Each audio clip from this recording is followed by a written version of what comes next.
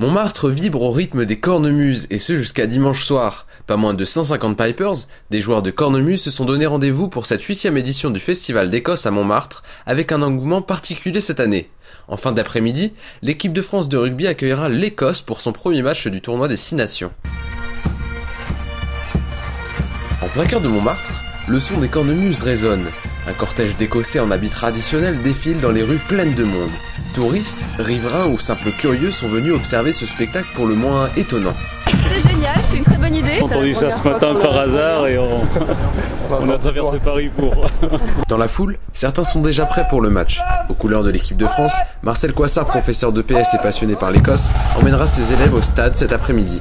Cet événement dans les rues de Montmartre, c'est à nouveau pour lui un symbole unitaire. Il ne peut s'empêcher de faire le rapprochement avec la grande marche du 11 janvier. Moi je trouve que c'est génial parce qu'après ce qu'il y a eu comme attentat, le 11 janvier où les Français se sont relevés, ça montre qu'au niveau mondial, il y a une relation humaine extraordinaire et que peu de pourcentage de gens, je dirais malades, ne feront pas enlever cette ambiance, etc. Parmi les spectateurs également, un jeune homme en kilt.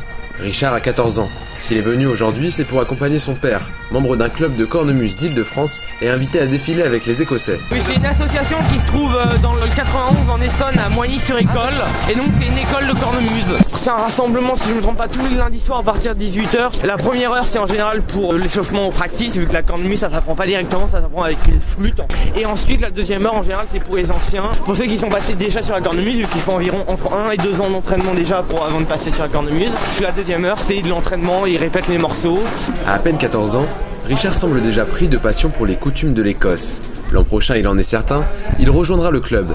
Néanmoins, pour participer au festival, il devra patienter au moins 2 ans, car lors du prochain tournoi des 6 nations, le match de rugby aura lieu en terre écossaise.